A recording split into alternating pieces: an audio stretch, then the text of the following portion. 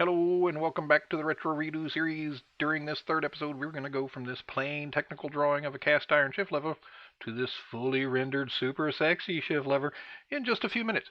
But before we get started, be sure to hit that subscribe button and ring the bell for notifications of new videos. Big thanks in advance for watching thus far. You ready? Here we go.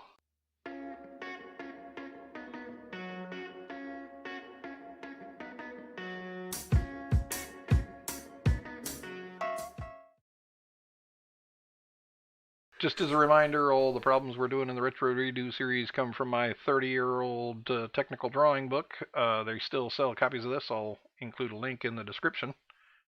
And today we're going with the shift lever.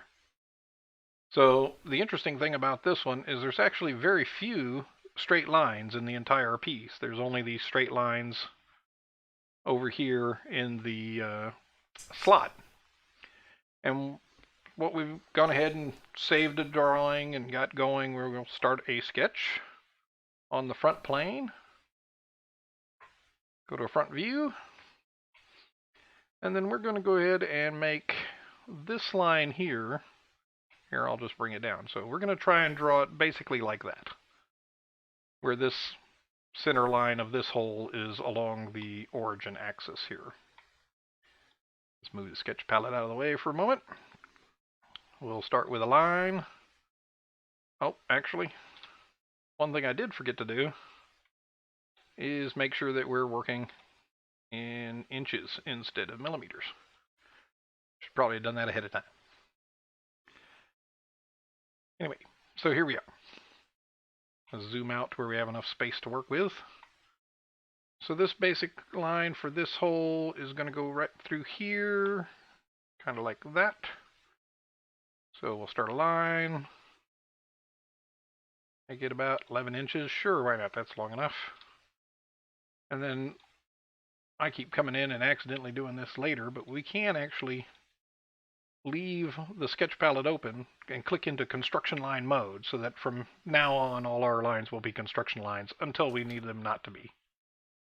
So this is our first line for this hole, and you'll see there's an offset of 1 1/4 inch up to this next one. So as with a lot of these drawings, we start with offsets. We want this to be 1.25 inches. And from here we have another, this is the center line of this radius is 1.25 down below, so we'll go with that. A negative 1.25.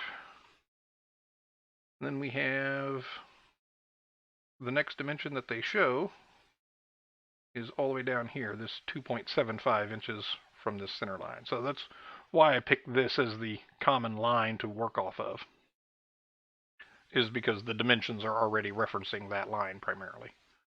So 2.75 inch offset from the center line in the negative direction. And then this center line here is 1.25 off of this line. So we can either do another offset off of that line, which I don't think it'll let us do because this is already derived as an offset line, or we can do the minor math to go from 2.75 minus 1.25. That gives us 1.5. And so this line is 1.5 below our regular center line. Negative 1.5. So we have all of our horizontal center lines. Now let's go with our vertical center lines. So again, since this is referencing this hole for all of the horizontal dimensions, we're going to use that as our center line here.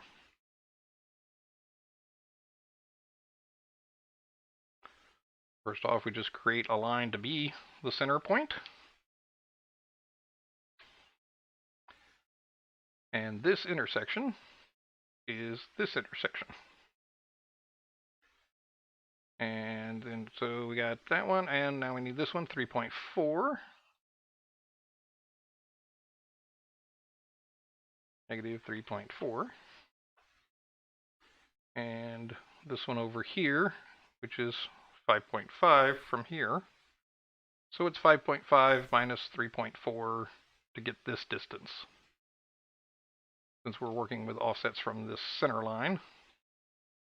And as I showed in the last video, rather than having to do the math in our head and risk getting it wrong, we'll just do 5.5 minus 3.4. And that is, again, this whole dimension minus this amount up here, so that we get just this distance.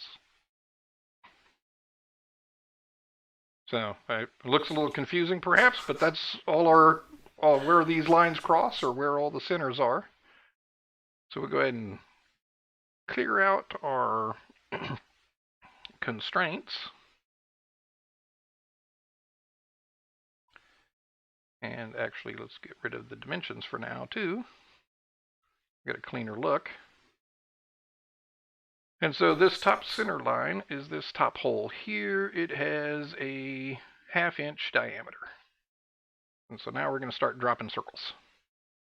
That intersection, 0.5 diameter. And these two dimensions are, it's hard to see there, 0.75 and 1.5. Oh, and now that we're doing circles, we can go off the construction line. We don't need construction lines for these circles. So this circle is the 0.75, and right click and go straight up. We can, oh, that repeated the construction line, not the circles. There we go. And then this one is 1.5. So we have these two little, this little donut here, the center part of that hole there. This outer radius is 0.56 of a radius, not a diameter. So, oops. Sketch. So again, off of here, we have 0.56 times 2. And now over here we have to do this slot. This actually is a slot inside a slot. And luckily there's a slot tool, because otherwise you'd be drawing 2 circles, drawing some lines, erasing parts of the circles, that kind of thing. But luckily for us, there's actually a slot, center to center slot point tool that allows us to take this point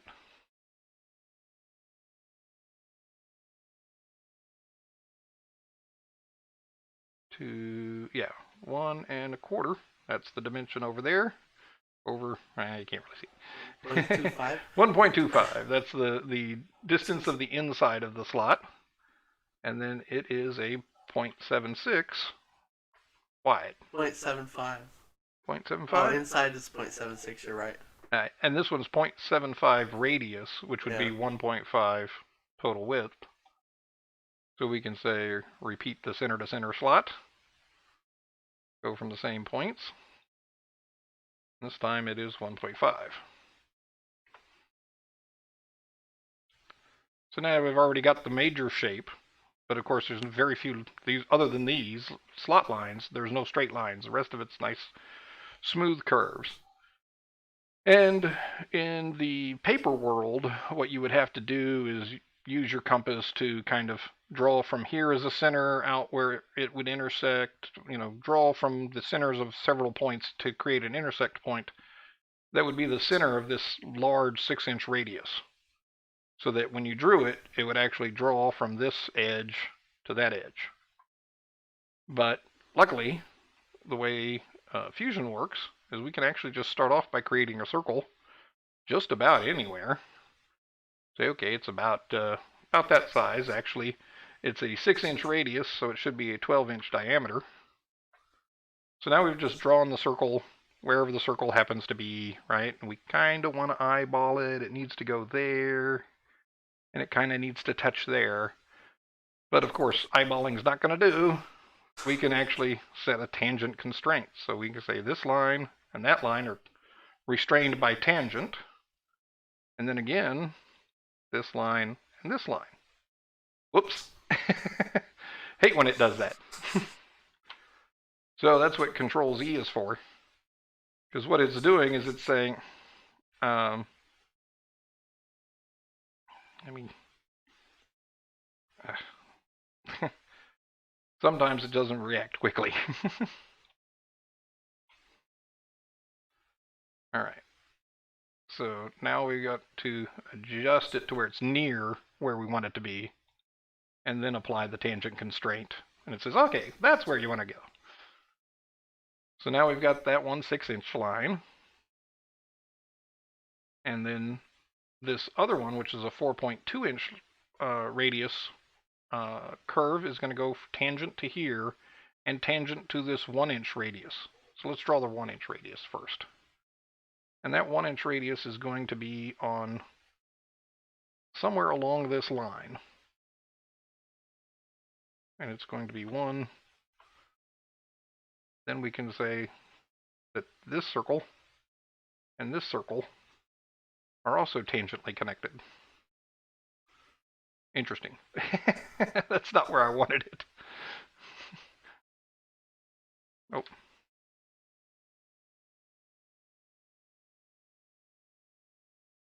Oh. Let's just undo there.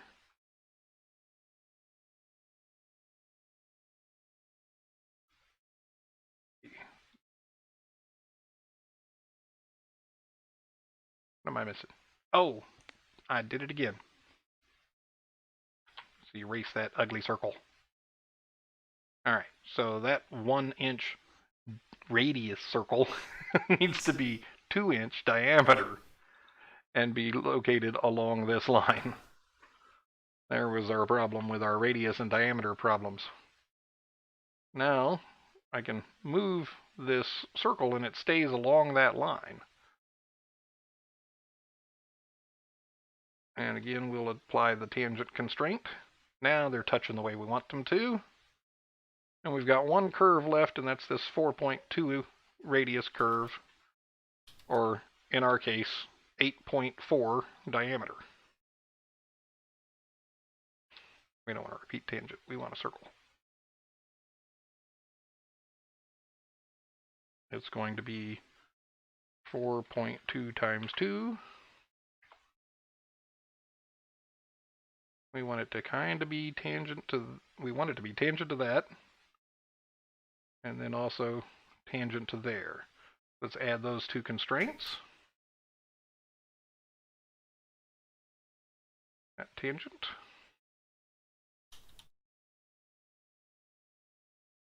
That tangent. That actually, yeah, okay, it's good. All right, now we've got our major curves in place. Now we can just do a little cleanup. Well, first off, there's a couple of, oh, there are a couple of more straight lines here. There's a straight line from that somewhere down into that vicinity. And we'll repeat line.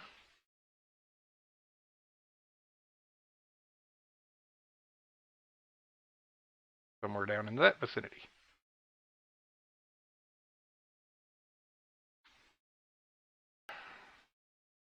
We want this line to be at the 90-degree point here. Down to there. There we go. And now we can just start cleaning it up with the trim tool.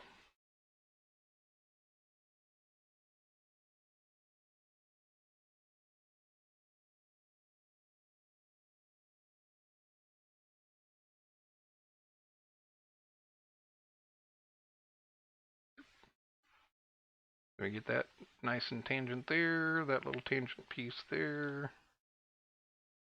Oops. Doesn't really matter if we get rid of parts of the construction lines now, since we were using them to find all our centers.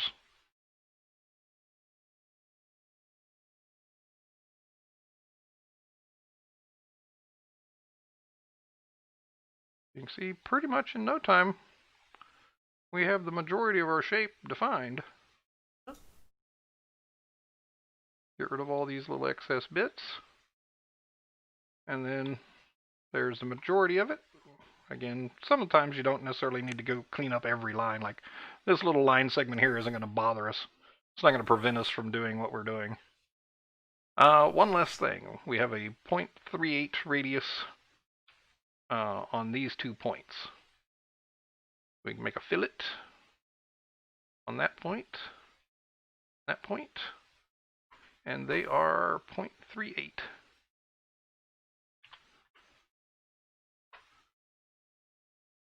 There we go. That's pretty much our shape. Awesome. All right, now let's take this shape from the 2D into the 3D world by finishing the sketch.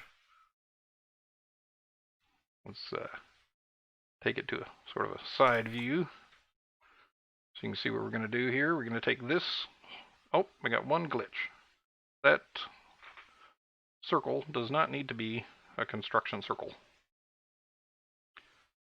So let's go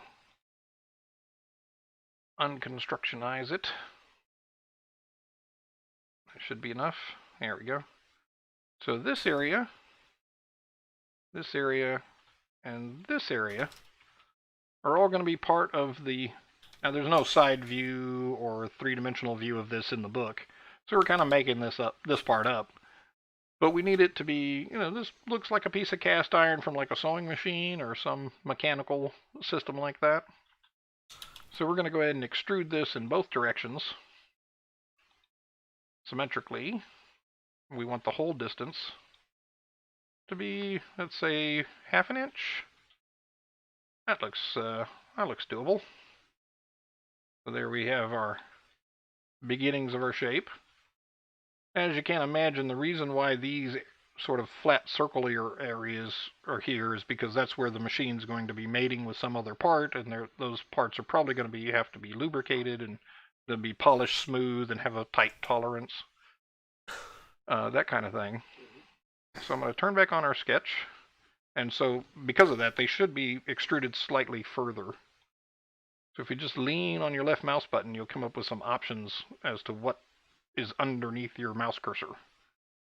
And therefore you can pick the profile out of that selection list, even though we're... and then shift and left click to add to your collection. Make sure you keep the left click mouse down when you hit profile. Now we're going to extrude those just to be slightly wider.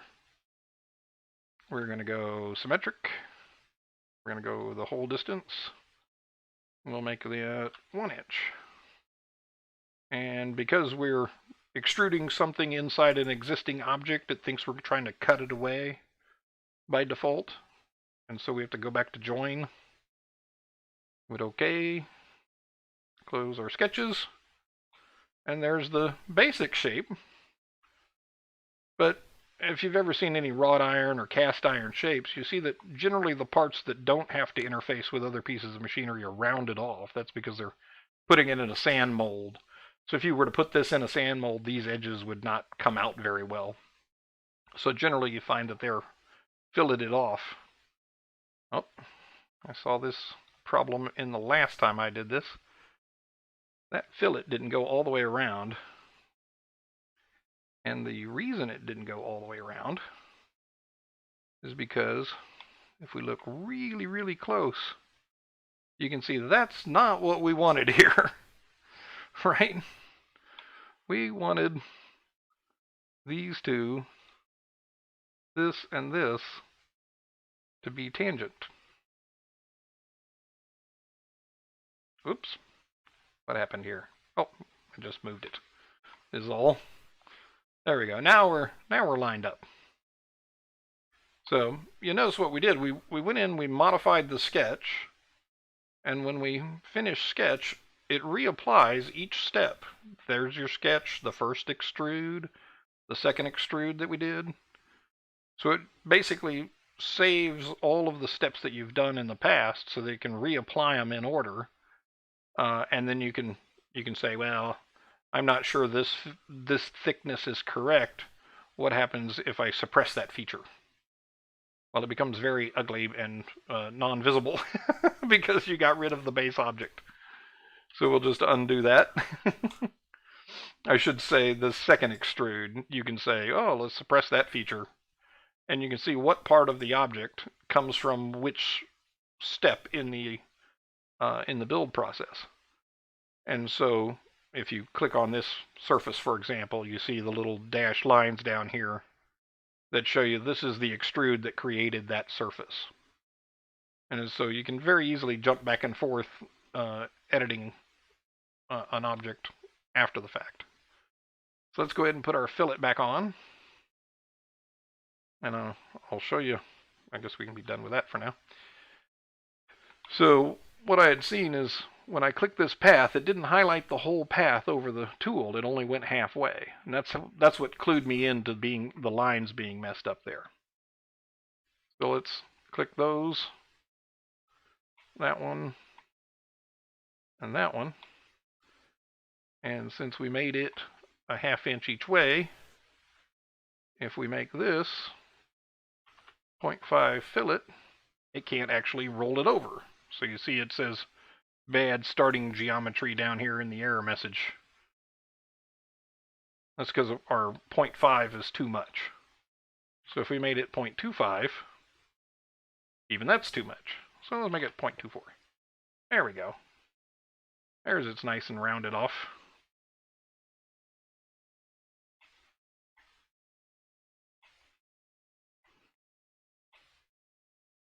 So that's how you'd typically see a cast piece of wrought iron, with those rounded surfaces. And you might actually say, well, that looks more like what? Stainless steel, maybe? You think?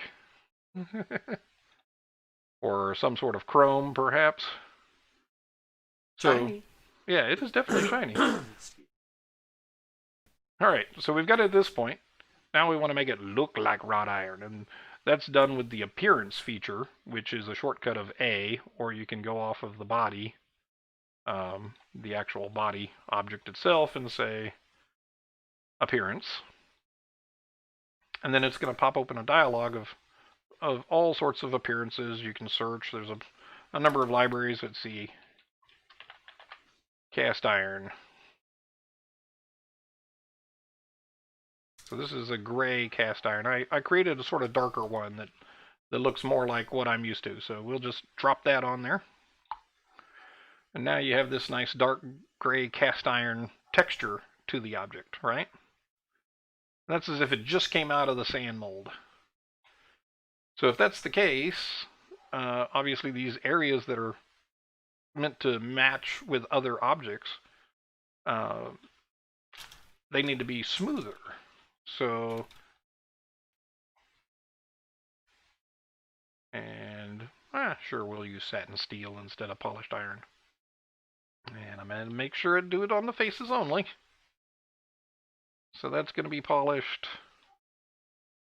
Inside here is going to be polished.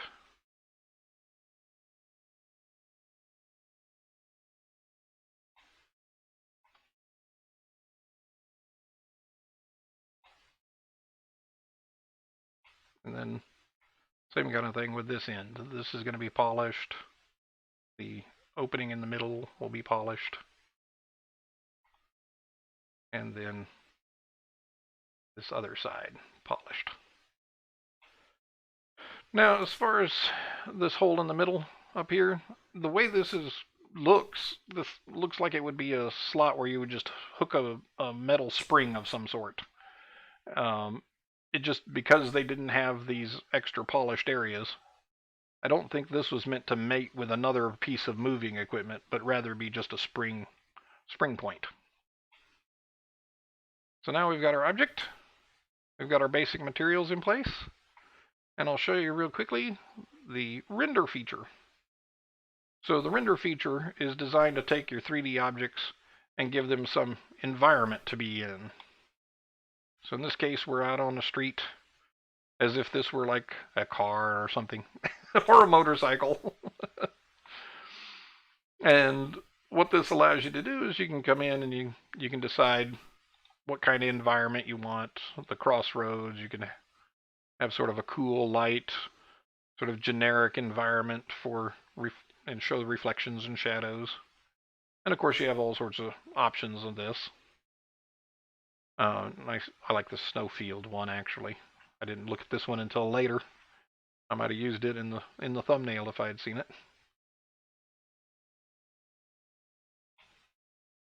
And you're just out in the snow. So that's pretty much how straightforward the render function is. You can actually do a much more complex sort of ray tracing render, either in Canvas or using it offline in the background, or you can use their online shared cloud processing features. But if you do a in-canvas render, you get an idea of what it's actually going to do. It's going to do a whole ray trace where, oh, there we go.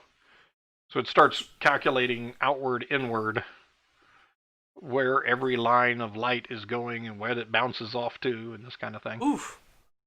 And so this takes quite some time on my machine. Render. And there's the options. You can decide how many times to run through the iteration. I generally just don't bother with the in-canvas render, and then just do screenshots from here. You can get a higher resolution render by this option, which you can decide whether it's on the cloud or on the local. If you want to do standard final. Yeah, standard render quality. What's a credit? Well, when you have all of this done up in the cloud, yeah, you're renting cloud processing from them. So I tend to do local render, which granted, it takes something like,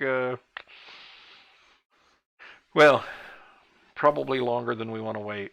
But through the power of editing, and it's done! No, wait, it's not done yet.